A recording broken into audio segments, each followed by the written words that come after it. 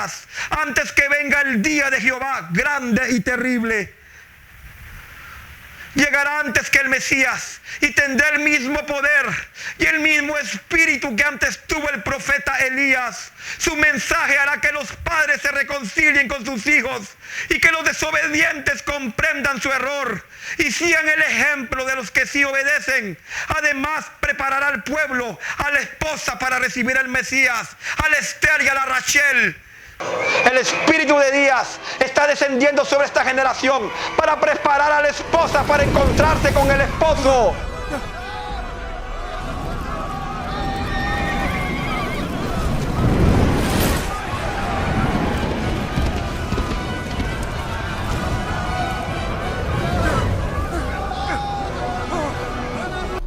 Elías había dicho a Eliseo que si él miraba al momento que él partía al cielo, Dios le concedería lo que él más quisiera, y él lo que quería es tener una parte del espíritu de Elías.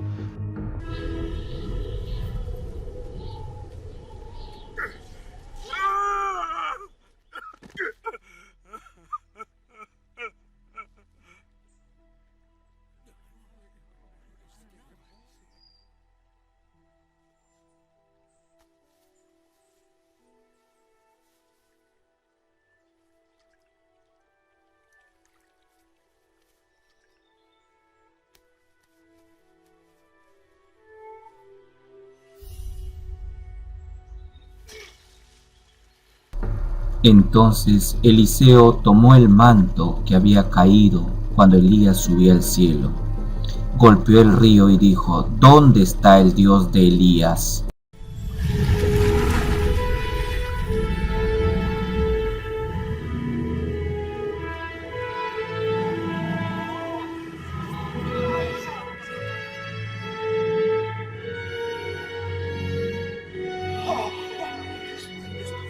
Cuando el grupo de profetas de Jericó vio lo que había sucedido, dijeron: el espíritu de Elías reposa sobre Eliseo.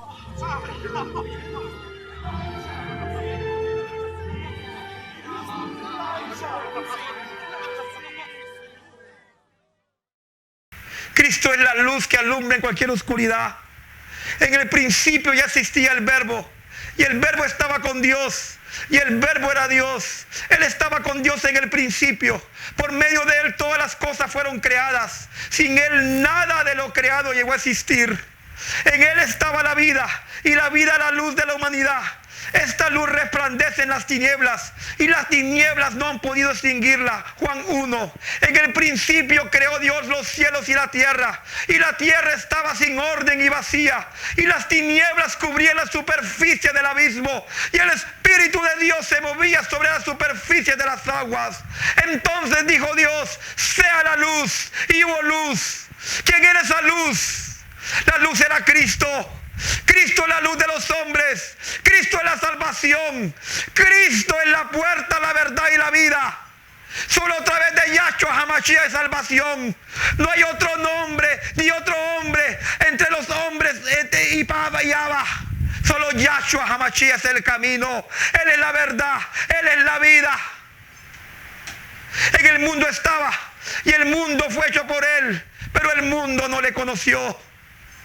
Romanos 8, 29, 30. Porque los que Dios conoció de antemano, también los predestinó a ser transformados según la imagen de su Hijo, para el que sea el primogénito entre muchos hermanos.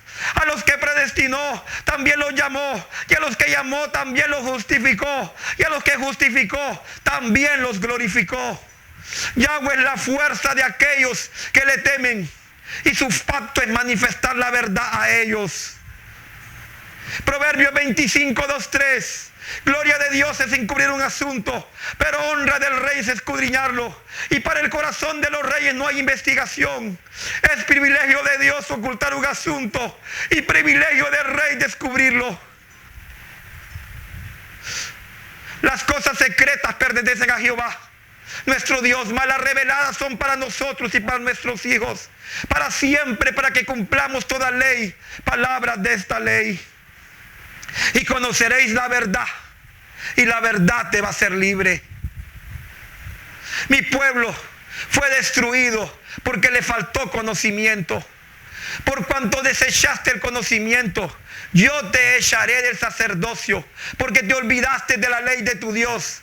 También yo me olvidaré de tus hijos. Y el Espíritu de Jehová vendrá sobre ti, y será sus 7 espíritus: espíritu de sabiduría, espíritu de consejo, espíritu de conocimiento, espíritu de Yahweh, espíritu de temor, espíritu de poder y el espíritu de inteligencia. La sangre del Cordero. Voy a hablar de un tema que Dios me dio hace como 10 años. La revelación de la sangre del Cordero. ¿Qué pasó en el proceso de la crucifixión? Voy a hablar del proceso completo de Yahshua. Los 3 procesos: la cruz del Calvario, el infierno y la resurrección. Ese es el tema que vamos a tocar ahora. Es una conferencia que le he guardado por años, pero el Abba me dice que es el tiempo de darla al mundo. Isaías 53:1-5. ¿Quién ha creído a nuestro anuncio? ¿Y sobre quién se ha manifestado el brazo de Yahweh? Subirá cual renuevo delante de él, y como raíz de tierra seca no hay parecer en él, ni hermosura le veremos, mas inatractivo para que le deseemos. Despreciado y desechado entre los hombres, varón de dolores, experimentado en quebranto, y como que escondimos de él el rostro. Fue menospreciado y no lo estimamos. Ciertamente llevó él nuestras enfermedades y sufrió nuestros dolores, y nosotros le tuvimos por azotado, por herido de Dios y abatido. Mas el herido fue por nuestras rebeliones, molido por nuestros pecados. El castigo de nuestra paz fue sobre él, y por sus llagas nosotros fuimos sanados. Por su llaga nosotros fuimos curados. El Cordero inmolado de Dios, el que quita el pecado del mundo, que representa el tabernáculo de Moche. El tabernáculo de Moche representa el cielo en la tierra, representa a Jesucristo y representa al hombre, representa a la Trinidad. El lugar, el atrio, representa a Jesús crucificado. El lugar santo representa a Jesús. El tabernáculo de Moisés o Moche, ¿qué simboliza? El tabernáculo de Moche es una revelación del Abba Yahweh a Moche. ¿Qué es lo que significa? El tabernáculo de Moche significa el cielo en la tierra. El tabernáculo de Moche representa al hombre, al ser humano, y representa también a su Hijo amado Jesucristo. Está formado por 3 partes: atrio, lugar santo y lugar santísimo. El atrio, el lugar santo y el lugar santísimo. En el atrio estaba la puerta, que estaban los 4 pilares: Mateo, Marcos, Lucas, Juan. Era la puerta, porque Cristo es la puerta, Cristo es el camino. ¿Cuál es el camino? El camino era al matadero. A la oveja primero la mataban y luego la quemaban. Luego de que sacaban su sangre, se iban llenos de sangre, se iban a lavar al abraco de bronce que representa la palabra.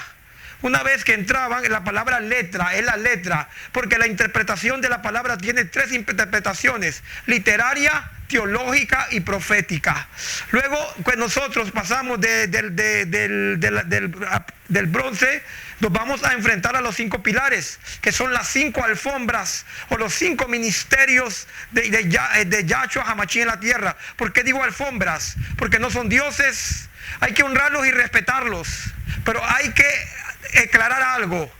Los 5 ministerios: yo soy apóstol con un llamado, tengo un llamado apostólico con un ministerio profético. ¿Por qué tengo un llamado apostólico? Porque Yahshua a mí me llamó como me llamó a Pablo. Él me dijo: tu mismo llamado es el de Pablo, me dijo. Yo te llamé como a Pablo directamente. Tú no tienes que rendirle cuentas a nadie, tú tienes que rendirme cuentas a mí. Entonces él me dijo: por ningún punto, me dijo, te van a ofrecer millones de dólares por el llamado que yo he puesto en tu vida, pero a quien tú le tienes que rendir cuentas es a mí. Yo te voy a poner amigos ministeriales, me dijo. Te voy a poner amigos ministeriales porque tú te habla directamente el Abba. Porque el Abba Yahweh a mí me habla directamente como le hablaba a mi hermano Jesucristo. Él me da instrucciones de todo lo que tengo que hacer. Ok, entonces, seguimos adelante. Pueden ver en esta gráfica el proceso de la latigación de Jesucristo. Los 39 latigazos más uno que le dieron, literalmente era un látigo que tenía en las puntas, tenía huesos. Estaba hecho con las puntas metálicas que desgarraban completamente la carne. Literalmente a Yahshua HaMashiach le desgarraron la carne a tal punto que se le podían ver los huesos. Su sangre era derramada.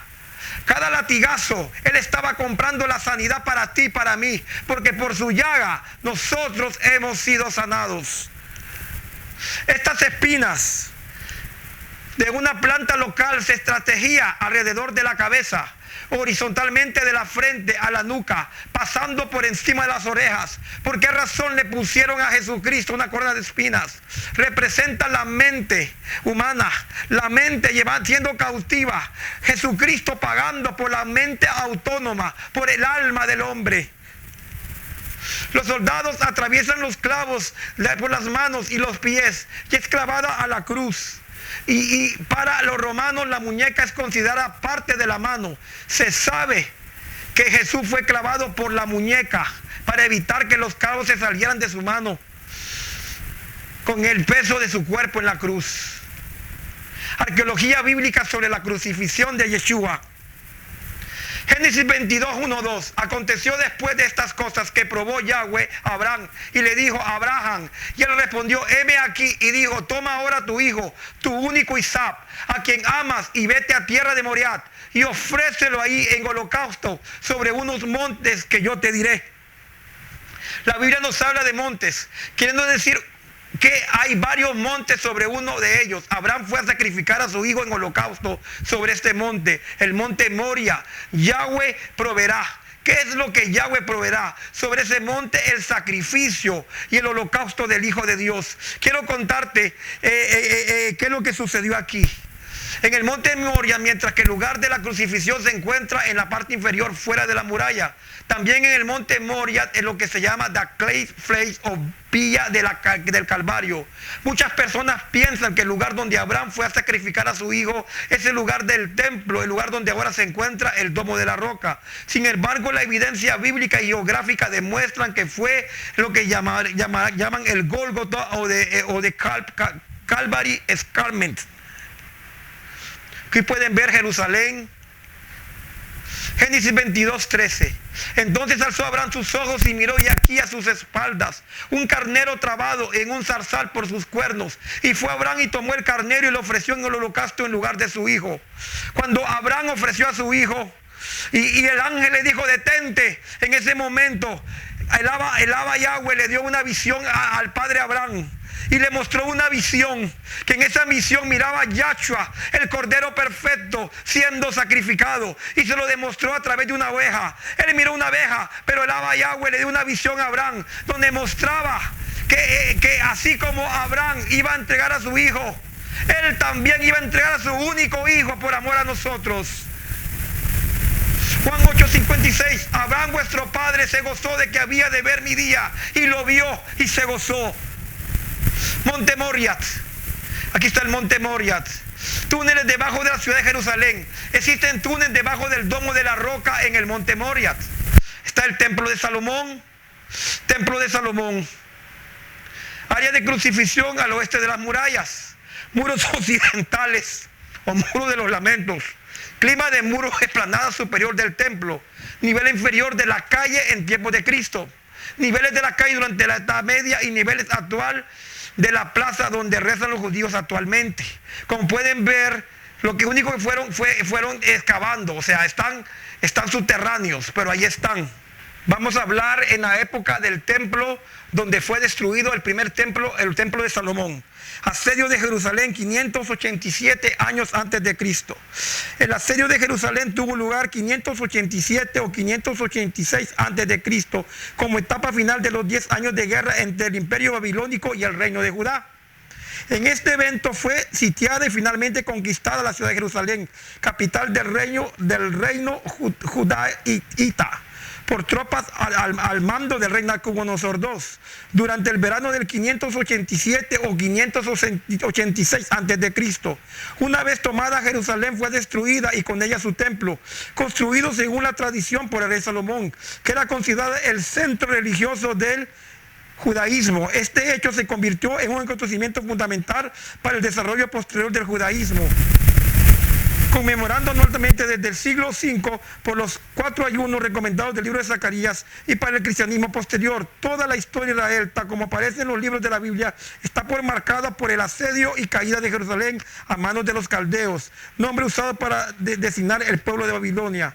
El desarrollo del sitio parece tratado en el segundo libro de los Reyes y el libro de Jeremías y el de Ezequiel y de las Lamentaciones, atribuido a Jeremías. Las crónicas babilónicas en escritos cuneiformes mencionan en el hecho, como también algunos escritos administrativos. El historiador judío del siglo Fabio Josefo relata el asedio basándose en la Biblia y la obra perdida del sacerdote caldeo Berezo, quien escribe en los siglos II.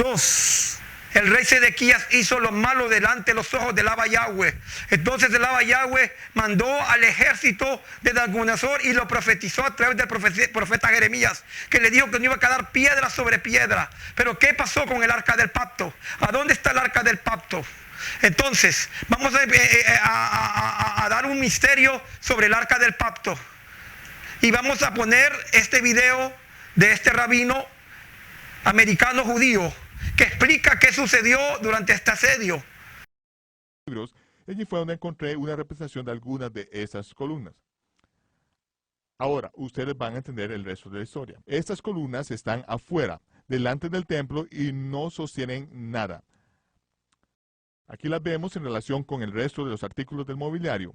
Como vemos, el arca del pacto aún no está dentro, y lo estoy mostrando en esa diapositiva en particular. Dicen las escrituras que en el momento en que el templo fue dedicado, trajeron el arca del pacto del Señor a ese lugar y sacaron las barras de modo que sus extremos se veían fuera del lugar santo ante el oráculo, pero no se veían por fuera. ¿Qué quiere decir que veían por fuera y no se veían por fuera?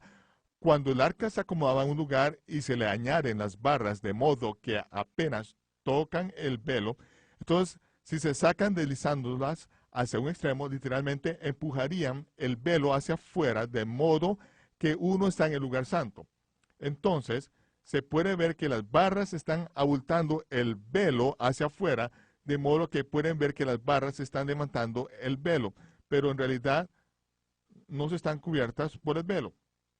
Con esto lo que se lograba era que el arca del pacto se sentara de lleno frente a esa piedra con las barras completamente deslizadas hacia un extremo. ¿Por qué? Porque esta piedra completa es un aposento, un cuarto elevador que es operado por un sistema hidráulico de arena combinado con un sistema de palancas que Salomón construyó en el templo. Y ahora ustedes van a ver cómo trabaja. Cuando se hizo la dedicación del templo, la gloria del Señor llenó la casa, y eso fue lo que habló Salomón. Estas dos oraciones después de 7 años de construcción. El Señor dijo que Él habitaría. Así dice la versión en español. Pero en el hebreo es una palabra un poco rara, la palabra shikán, que quiere decir un lugar establecido para habitar. Él haría shikán en gran oscuridad, que en hebreo se dice aratel, que quiere decir que estar en oculto a la vista del hombre. Yo, Salomón, te he construido a ti, Yahweh, una casa donde habitar. Y ahí la palabra habitar es sibul, que quiere decir una residencia elevada y un lugar fijo, mikoan, un lugar fijo para que mores para siempre. Salomón nos da un acertijo que no solamente había construido una residencia levantada, sino que había construido otro lugar para que el arca descansara para siempre. Y la palabra para siempre en hebreo significa un periodo extremadamente largo, no solamente para toda eternidad, obviamente. 500 años después, Nabucodonosor, rey de Babilonia, vino. Él y su ejército levantaron sus tiendas contra Jerusalén y construyó un muro para sitiar la ciudad. Desde ese muro, Nabuzaradán, el capitán, lanzaba con esas gigantescas catapultas piedras enormes como proyectiles para derribar los muros de la ciudad de Jerusalén.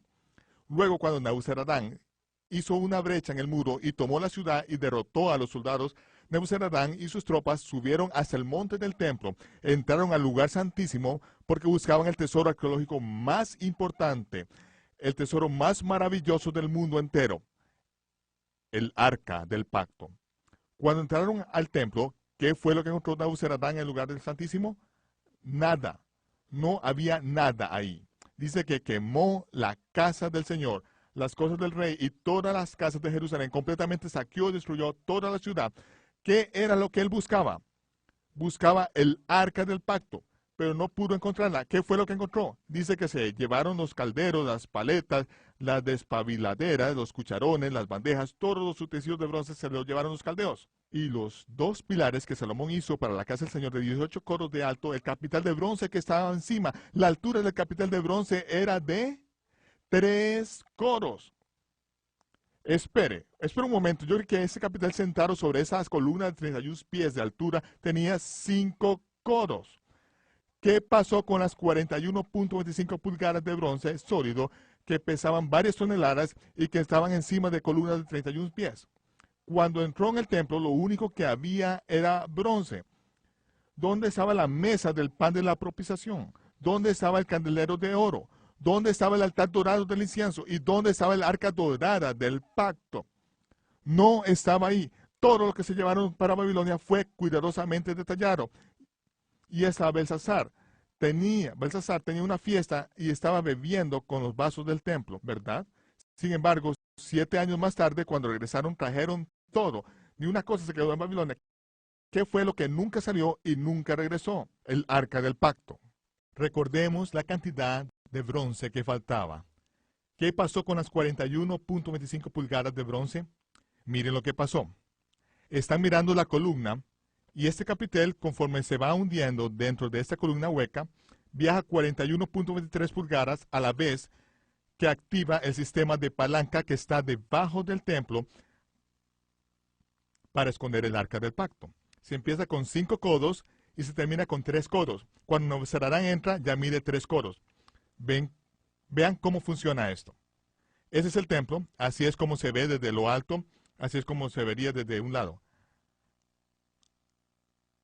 Al lado, en la parte derecha, se ve la columna y se ve el capitel. El capitel es la fuerza que se aplica sobre el extremo de la palanca. Pero esto es un sistema de palanca en reverso. Normalmente usamos la palanca para ayudar a levantar algo muy pesado en un extremo y ponemos una base muy cerca del objeto pesado.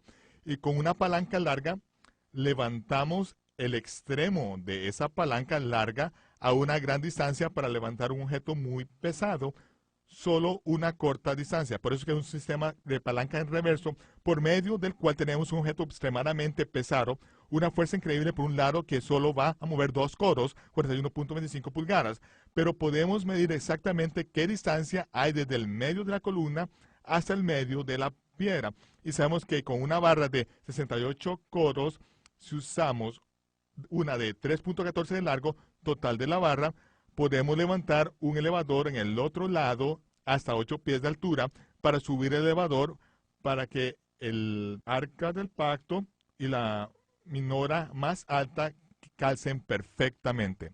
Vemos que las piedras claves del lugar santísimo son en realidad marcas para las cuales se requieren que 4 sacerdotes simultáneamente entren y se paren sobre esas 4 cerraduras de piedra, activando así el sistema de elevador. Ahora, si no tuviéramos un descargador, el peso de los capiteles que bajan inmediatamente lanzarían todo el elevador fuera del techo del lugar santísimo, lo cual habría sido muy malo como punto culminante en medio de la invasión de Nabuzaradán. Pero ya eso estaba pensado y resuelto, y entonces prepararon un sistema de descarga frente al elevador que desprende arena a una velocidad regulada que permite activar el pistón para que suba, y cuando el pistón sube, todo el cuarto del elevador se eleva hasta que queda en su lugar. Ahora, dice en 2 Macabeos capítulo 2, en el verso 2, que Jeremías y varios de los sacerdotes fieles siendo advertidos por el Señor en medio de una visión. Ahora, ¿por qué estoy citando Macabeos? No se espera que Macabeos sea parte de las Escrituras, aunque fue parte original del rey Jacobo en 1611, pero fue eliminado muchos años después. No pretendo que sea parte de las Escrituras, pero cita un pergamino antiguo escrito por Baruch, el escriba de Jeremías, que indica que Jeremías y los sacerdotes, cuando Nabuzaradán sitió la ciudad, él recibió la visión para que supieran cómo esconder el arca del pacto. Porque habían pasado 500 años desde que había sido construida y nadie sabía cómo accionar el sistema. Entonces, lo que pasó es que por revelación descubrieron que al golpear con mazos la base de estas columnas, se lograba que la arena saliera y todo el peso de los capiteles bajaría en los extremos de la palanca. Luego entrarían en el lugar santísimo y después de cubrir el arca, se pararían sobre las 4 piedras de cerradura desconectando el sistema, de modo que todo el sistema de elevadores pudiera ahora continuar con su ascenso. Desde un lado vemos que ahora el peso del capitel obliga a que baje el elevador. Al desconectar la arena, el descargador hace que el pistón suba y ahora el elevador empieza su movimiento hacia arriba. Después del evento, ustedes pueden ver, al continuar mirando el monitor, que el capitel va a empujar una piedra que es del mismo tamaño de todas las otras piedras del monte del templo. De modo que después de la destrucción del templo, nadie podía notar desde afuera que algo hubiera sucedido. Luego, introduciendo el arca del pacto junto con todos los artículos de oro dentro del elevador y operando una segunda trampa de arena, se lograba que la arena escapara de modo que todo el sistema del elevador quedara colocado sobre el pasadizo subterráneo bajo el templo. Luego se reemplazan las piedras claves y se colocan en su lugar el arca del pacto llevada por el pasadizo subterráneo, y cuando el templo es destruido, no había evidencia de que algo hubiera sucedido. Los babilonios destruyeron el templo en el 586 a.C. Destruyeron completamente el templo y solo dejaron los muros. Pero ¿qué pasó con el arca del pacto? Como pueden ver en este video, aquí narra lo que le llaman la cueva de Jeremías. Jeremías, por inspiración del Espíritu Santo, Jeremías el Señor le avisó que escondiera la cueva en la caverna de Jeremías, que está ubicada exactamente debajo de los muros de los lamentos, que era un escondite especial. Vamos a ir narrando a medida que vayamos entendiendo. Entonces, como pueden ver, de su presencia fue enviada la palma de la mano que esculpió esta escritura. Y la escritura que esculpió es Menen Mene Tekel Ufarsin. La declaración del negocio es Mene, como Dios tu reino y lo halló rematado. Tekel, pesado ha sido en balanza y fuiste hallado falta. Pérez, tu reino fue roto y es dado a medos y a persas. ¿Por qué razón sucedió esto? Porque ellos usaron los elementos, las copas del lugar santísimo y las contaminaron. Ellos usaron lo sagrado de Abba Yahweh y lo contaminaron. Entonces Abba Yahweh los sentenció a muerte. Como pueden ver, aquí no se menciona nada del arca del pacto. Vamos a hablar de un doctor que él era auxiliar de anestesiología, que es el doctor gran arqueólogo Ron Wyatt. Asegura en cambio que el arca auténtica, pues al parecer insisten en innumerables réplicas. La original se encuentra enterrada bajo el monte Moria, en el groto o caverna en la que Jeremías escondió el arca de la alianza y el altar del incienso, cerrando después la entrada. Como pueden ver, según el doctor Wyatt, él dice que encontró y tuvo evidencia. Lastimosamente las pruebas las escondió porque Dios le dijo que no era el tiempo para revelarlas. ¿Quién era el doctor Ron Wyatt? El doctor Ron Wyatt era un adventista devoto, que él tenía como un hobby estudiar la arqueología bíblica y comprobar a través de investigación arqueológica. Él investigó sobre el arca de Noé. Ustedes lo pueden buscar por internet, el doctor Ron Wyatt. Él investigó sobre el arca del pacto. Él investigó sobre Sodoma y Gomorra. Él investigó sobre el paso del mar muerto de Moche y el pueblo de Israel. Ok, como pueden ver, él dice que estaba un día y de repente dice que él estaba y que alguien agarró su brazo y señaló en el lugar donde está el jardín de la tumba, y señaló. Entonces le dijo, agarró el brazo y de repente dice: cabemos aquí. Entonces tuvo un equipo de trabajo, se trajo todos sus hijos y comenzaron a cavar. El lugar señalado por Wyatt para iniciar la búsqueda, la cual emprendió en compañía de sus 2 hijos, Danny y Ronnie, era un vertedero situado a lo largo de la escarpada ladera del monte Moria, que algunos denominan la pared del Calvario, y cuyo relieve dibuja una especie de calavera alusiva al Gólgota, donde Jesucristo fue crucificado. Como pueden ver, en el templo de Jerusalén están los viaductos, túneles, el arco de Robinson, escalinata, puerta de Judá, pórtico real, pórtico de Salomón y puerta dorada. El arca del conocimiento. Después de investigar a los alrededores, el arqueólogo decidió excavar perpendicular a la roca. Después de casi 2 años de trabajo, terminó descubriendo una cueva de 5 por 5 metros. Y tras introducirse en ella, comprobaron que estaban bajo el monte Moria el 6 de enero de 1982. Después de una intensa búsqueda en todos los pasadizos y cavidades encontrados, Wyatt halló lo que buscaba bajo la tenue luz de su interna. Adivinaba una caja de piedra con la tapa partida en 2, y justamente encima del techo de la cueva distinguió una grieta ennegrecida por algún sedimento de una sustancia negruzca. Quiero explicarles, el doctor Wyatt se enfermó y de repente le apareció una persona que le dijo: yo vengo de la Nueva Jerusalén, que Dios te bendiga con lo que estás haciendo. Ron Wyatt tomó fotos, tomó videos, pero el ángel le dijo que no era el tiempo de revelarlo a la tierra. Entonces él dejó los videos y dejó las fotos encima de esa arca. Dice que Ron Wyatt cuenta que un amigo le llamó y le dijo que tuvo un sueño y le reveló exactamente lo que el arca era, y le dijo que en el sueño él miraba unos ángeles y miraba un arco iris, y Ron Wyatt le dijo: es exactamente así, porque encima de la arca hay 2 ángeles y hay un arco iris como él lo vio, pero Dios no le permitió en este momento revelarlo porque la tierra no estaba preparada para este acontecimiento. Entonces alcanzó una caja y comprobó que la hendidura de la tapa estaba impregnada de la misma sustancia del techo. Sin embargo, dada la escasez de espacio para moverse, volvió días después con unos instrumentos ópticos especiales, de cuya lectura dedujo que el contenido de la caja no era otro que el arca de la alianza. Posteriormente, el propio Ron Wyatt pudo comprobar que la grieta del techo era la prolongación natural de otra que había visto en un agujero, que la había interpretado como base de apoyo para la cruz de Jesús. Wyatt dedujo que la sustancia negra podía ser sangre, que se hubiera colado por la grieta, mandando directamente sobre la caja de piedra, y claro, sobre su contenido, por la posición de las salpicaduras en la tapa. Aquella sangre supuestamente de Cristo había caído directamente sobre el propiciatorio del arca que estará allá adentro. Existe la posibilidad que esos túneles se comuniquen entre el lugar de la crucifixión y el domo de la roca. Aquí podemos ver al doctor Ron Wyatt con su ayudante. Entonces pueden ver las fotos con sus 2 hijos. Él excavó, encontró este ayudante. Él narra que este ayudante, cuando encontró algo, se espantó, que lo espantó y no quiso volver a ese lugar. Entonces Ron Wyatt volvió el siguiente año con un aparato. Como pueden ver, eso fue lo que encontraron. Entonces él usó un endoscopio. Un endoscopio es para ver lo que se usa dentro del cuerpo humano.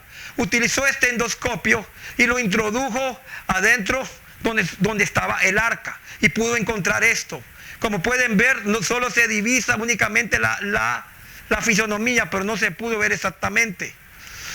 Ok, entonces también encontró él unas piedras donde estaban las 3 hendiduras, donde estaban las 3 piedras, donde fue crucificado Jesucristo, los 2 ladrones. Como las pueden ver, aquí está la posición. Está la primera, aquí pueden ver. Aquí está, este fue exactamente como crucificaron a Yahshua. Lo crucificaron en 3 idiomas, como dice la Biblia. Recuerden que Jerusalén está construida ellos lo que hacen es rellenar relleno sobre relleno. Y esto es lo que Ron Wyatt pudo encontrar. Recuerden que Ron Wyatt fue un instrumento de Dios para revelar la arqueología bíblica, para demostrar que todo lo que Dios ha escrito es real. Entonces aquí pueden observar los 3 idiomas donde escribieron Jesucristo, el Rey de los Judíos. Lo escribieron en 3 idiomas. Aquí puede observarse en la forma que fue crucificado, Jesucristo en el centro y los 2 ladrones al lado. Pero uno de los soldados le abrió el costado con una lanza, y al instante salió sangre y agua. Y entonces salió sangre y agua. La Biblia cuenta que tras la muerte del Salvador se oscurecieron los cielos y tembló la tierra, resquebrajándose los cimientos de la cruz. Entonces, ¿qué sucedió? Salió sangre y agua. Esa sangre del cordero. ¿A dónde fue a caer la sangre del cordero? La vertiente, el terremoto. Se abrió la tierra. Fue a caer al lugar santísimo. Y santificó el lugar más santo. Santificó a los santos de los santos. Para que se cumpliera la profecía de Daniel. Ella dedujo que la sustancia negra podía ser la sangre que se hubiera colado por la grieta. Mandando directamente sobre la caja de piedra. Y claro, sobre su contenido, por la posición de las salpicaduras en la tapa, aquella sangre supuestamente de Cristo había caído directamente sobre el propiciatorio del arca de estar allá adentro. En la Torá, si un animal tenía defecto, no se podía poner la sangre sobre el altar, debía ser derramada al suelo para ser pisoteada bajo los pies del hombre. Eso es lo que vio Juan después de tanto trabajo de Dios para asegurarse que todas las fiestas y cada sombra se cumplan. ¿Qué fue lo que vio? Vio que la tierra tembló, que las piedras se partieron, vio la grieta abierta y la sangre ir directamente a través de 20 pies de roca. Vio que allá abajo, donde Salomón había puesto la urna de piedra, la cual se abrió por medio de esa grieta causada por el terremoto, justo debajo del lugar que Abraham había preparado un lugar para su hijo. En esa urna de piedra, Jeremías había puesto el arca del pacto 500 años antes y la sangre del Mesías fue derramada sobre el extremo oeste del arca del pacto. Ahí fue cuando usted y yo fuimos comprados con su sangre. Eso es lo que dice Juan en su primera epístola. Hay 3 que dan testimonio, 3 que testifican en sus propias palabras. ¿Dónde? No sobre la tierra, sino dentro de la tierra. El Espíritu, el agua y la sangre. Esos 3 están de acuerdo. Si hemos recibido el testimonio de los hombres, ahí es como creemos. Juan dice, este es el Hijo de Dios y nosotros le creemos. También creemos en los apóstoles judíos del primer siglo. Creemos sus testimonios. Pero dice que si creemos el testimonio de los hombres, el testimonio de que Dios dio de su Hijo es más grande que el testimonio de los hombres. En este es el registro que Dios dio de su Hijo. Esto es lo que está dentro de la tierra, el arca del pacto, que es lo más santo. Ahí fue cuando el altar más santo de la tierra fue ungido. Fue cuando el Mesías fue cortado, pero no por sí mismo. Fue cuando su sangre fue derramada y cayó al extremo oeste del arca del pacto. ¿Por qué sobre el extremo oeste? Porque nunca jamás la sangre de toros, chivos, corderos o carneros podría jamás tocar esa parte, porque esa es la diestra del trono de Dios. Como dice Hebreos, que el Mesías entró en el lugar santísimo de una vez por todas, por medio de su sangre. Y una vez que derramó su sangre, se sentó a la diestra del trono del cielo para siempre, para interceder por los santos. Es el testimonio que está en la tierra que Dios ha preservado para todo su pueblo. La ceguera que le pasó en parte a Israel para que los gentiles pudieran entrar en la fe ya casi se ha acabado.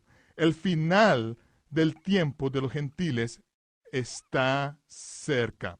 El día del Señor está cerca. Abrirá los ojos de su pueblo y hará volver los ojos de su pueblo y mirarán a quien traspasaron. La Biblia cuenta que tras la muerte del Salvador se oscurecieron los cielos y tembló la tierra, resquebrajándose los cimientos de la cruz y abriéndose una grieta hasta la cámara del arca cuando el centurión romano Longinos clavó la lanza en el costado de Jesús. Sus últimas gotas de sangre fueron a caer sobre el propiciatorio. Mas Jesús, habiendo otra vez clamado a gran voz, entregó el Espíritu. Y aquí el velo del templo se rasgó en dos, de arriba abajo, y la tierra tembló y las rocas se partieron.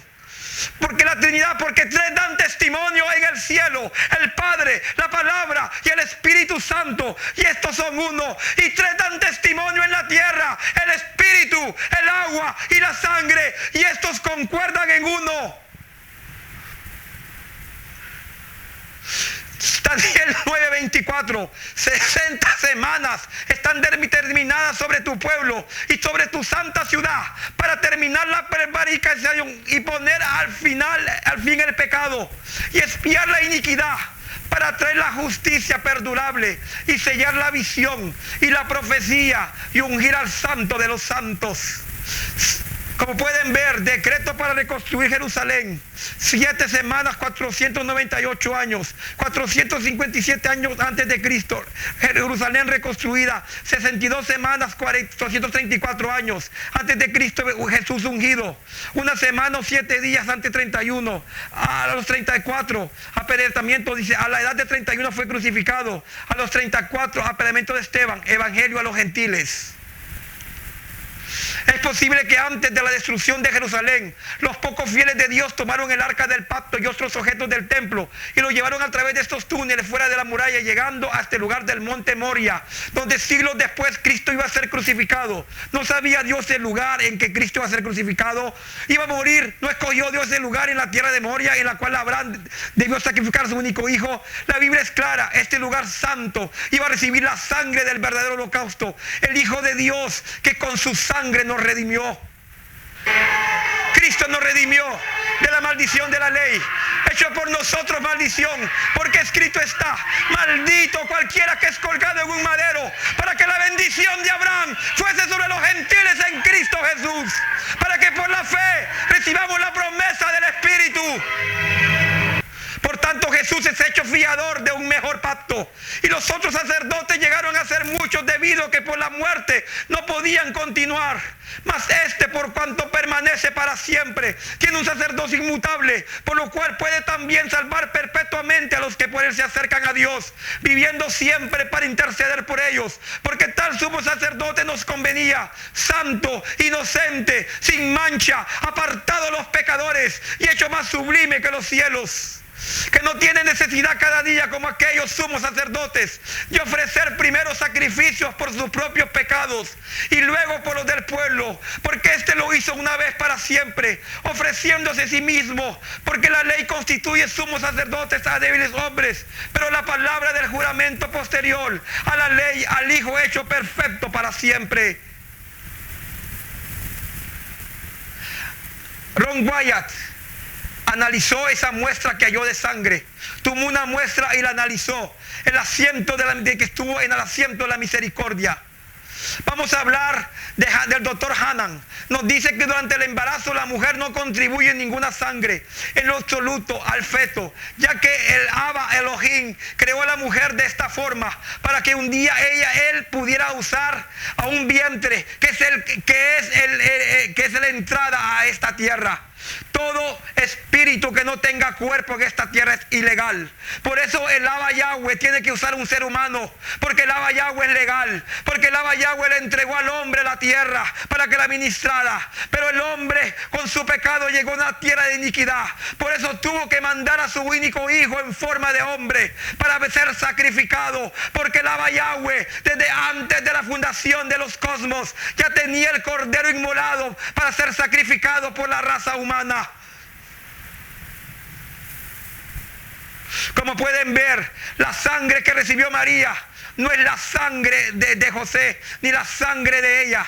María era una mujer devota, era una mujer humilde, pero no era una mujer santa, porque santo solo es el santo, solo puede ser santo a través de la sangre del Cordero, porque la sangre que recibió Jesucristo fue la sangre del Padre, la sangre de Abba. Yahshua tenía el alma y el espíritu del Abba, y María le proveyó el cuerpo, pero Yahshua por eso decía, ¿acaso le decía, no has visto al Padre? El que me mira a mí, mira al Padre, porque yo y el Padre somos uno. Porque él decía eso, porque tenía la sangre de su padre, tenía el alma de su padre y tenía el espíritu de su padre. La sangre que fluye en las arterias y las venas de un niño aún no nacido no es derivada de la madre, sino que es producida dentro del cuerpo del feto. Aún solo después que el semen entra en el óvulo o el esperma entra en el óvulo, que el feto comienza a producir esa sangre. Con una ilustración simple de esto, piensa en el huevo de una gallina. Un huevo sin fertilizar es simplemente un óvulo. Es una escala mucho mayor que el óvulo humano. Puedes incubar este huevo sin fertilizar, pero nunca crecerá. Se secará completamente, pero no resultará ningún pollito. Pero si ese huevo es fertilizado por la introducción del semen o el esperma masculino, traerá a luz la presencia de vida en un embrión. El feto tiene alimento y oxígeno de la madre a través de un cordón umbilical. En cambio, la sangre de la madre y del feto no se mezclan, ya que el intercambio de alimentos se produce a través de las membranas de los vasos sanguíneos de la placenta. Después de una hora se puede ver claramente pequeñas vetas de sangre. Ocurre manifestando la presencia de sangre, y la vida está en la sangre. La sangre de Cristo en el propiciatorio. Como pueden ver, la sangre cayó en el lugar santo de los santos y lo purificó, para que se cumpliera lo que dice la palabra, que Él iba a purificar los santos de los santos. Aquí a continuación yo pongo un video donde entrevistan a Ron Wyatt del análisis que encontró sobre la sangre que encontró en el propiciatorio. Good evening, Ron. Thank you very much for all three. For seminars, wonderful, thank you.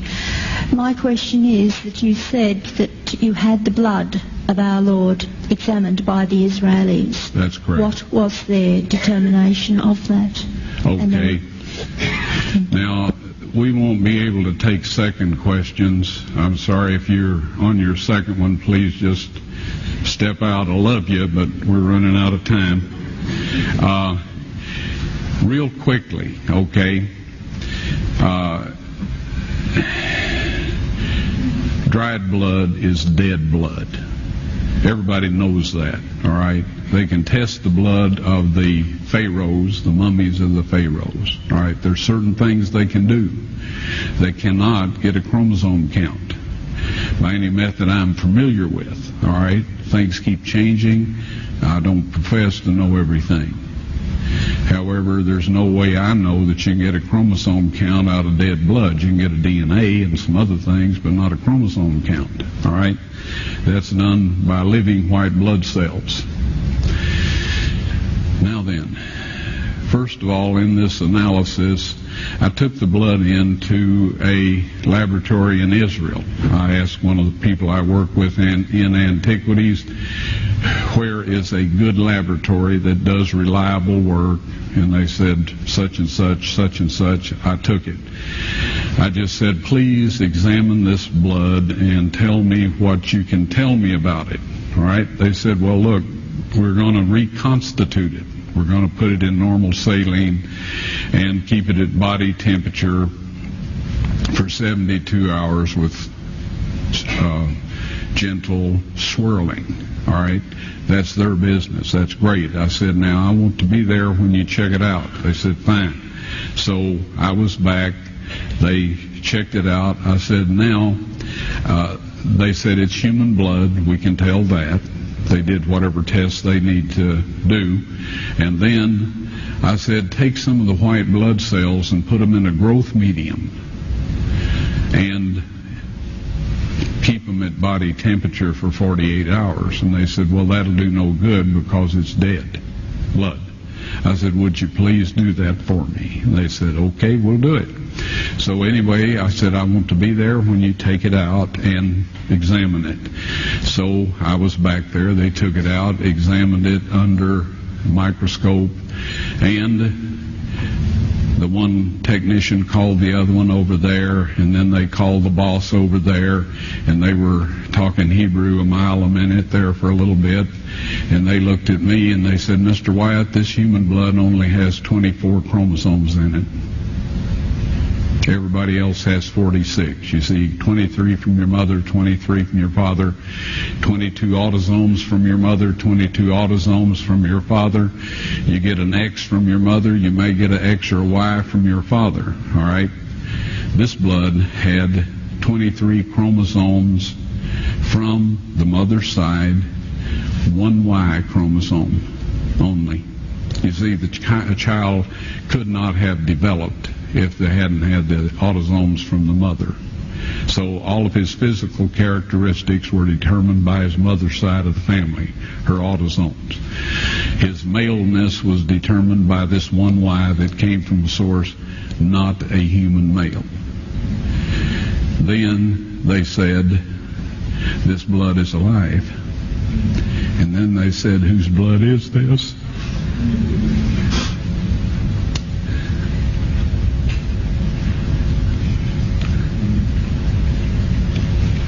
I said, it's the blood of your Messiah.